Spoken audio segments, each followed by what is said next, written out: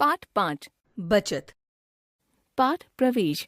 बचपन शरारतों से भरा होता है, लेकिन लाड़ प्यार के साथ साथ उसमें ऐसी अच्छी आदतों का विकास भी आवश्यक है जो भावी जीवन के लिए उपयोगी हों। बचत करना और बचत का सदुपयोग करने की आदत बच्चों को जिम्मेदार नागरिक बनने में सहायक है। भरत और भारती भाई बहन थे। भरत बड़ा था और भारती छोटी थी। भरत स्वभाव से चंचल था। मौज मस्ती और लापरवाही उसमें कूट कूट कर भरी थी। ज्यादा लाड प्यार के कारण जिद्दी भी हो गया था। घर में अक्सर वह शैतानी करता और बड़ी चालाकी से आरोप भारती पर लगा देता। भारती कुछ समझ ही नहीं पाती। इस तरह भरत के किए की सजा भारती को मिलती। परिणाम यह हुआ कि भारती भरत से ज्यादा गंभीर हो गई। गर्मियों की छुट्टियां पड़ गई। भरत और भारती बहुत खुश थे। गांव से उनके दादाजी जो आ गए थे। सुबह शाम वे दोनों को घुमाने ले जाते। भरत और भारती को तरह तरह के व्यंजन खिलाते।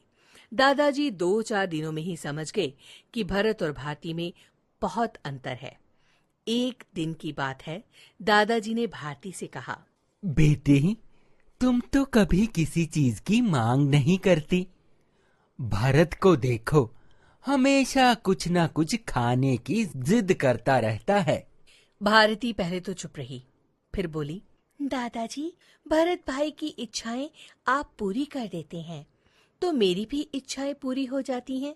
मैं जो कुछ सोचती हूँ, भाई पहले ही उसकी मांग आपसे कर लेता है। फिर मुझे भी तो वह चीज मिल जाती है जो भरत को मिलती है। दादाजी समझ गए कि भरत के मन में खर्च करने की आदत विकसित होती जा रही है। शाम का समय था। दादाजी मिट्टी की 2 बड़ी गुल्लक ले आए। भरत और भारती आंगन में खेल रहे थे।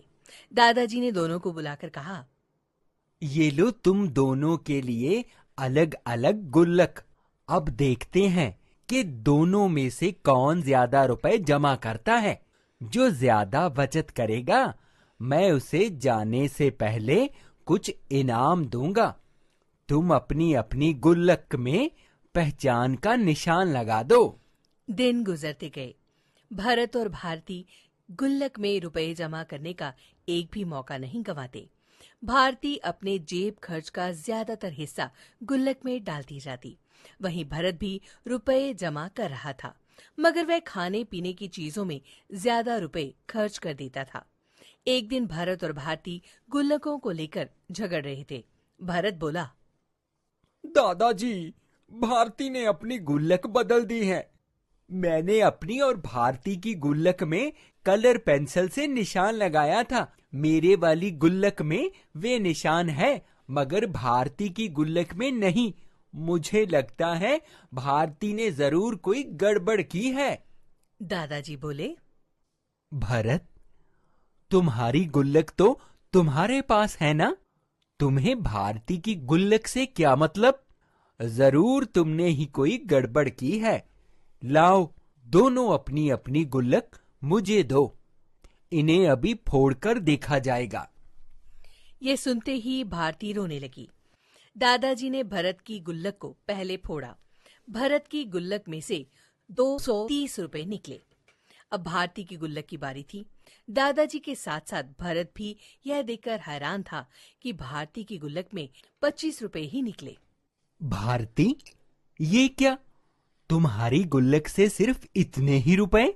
सच सच बताओ, तुमने जो बचत की थी उसके रुपए कहाँ गए? दादाजी ने हैरानी से पूछा। भारती सुबकते हुए बोली, भानुली की माँ बीमार है। भानुली मेरे साथ पढ़ती है, उसके पापा नहीं है। मैंने 275 रुपए दवाई के लिए भानुली को दे दिए हैं। भानुली ने कहा है कि जब उसकी मम्मी ठीक हो जाएगी तो वह मेरे सारे रुपए लौटा देगी। तो अब भानुली की माँ कैसी है? दादाजी ने पूछा। पता नहीं, मैं फिर उसके घर नहीं गई। अब वह मुझसे और रुपए मांगेगी तो मैं कहाँ से लाऊंगी? भारती ये कहते हुए उदास हो गई। मैं हूं ना मेरी प्यारी बच्ची, हम तीनों अभी भानुली के घर जाएंगे। दादाजी ने कहा।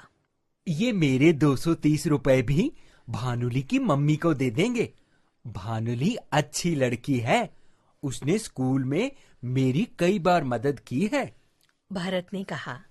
दादाजी ने कहा, मेरे प्यारे बच्चों, अब तुम दोनों बचत करने का सही मतलब समझ गए हो।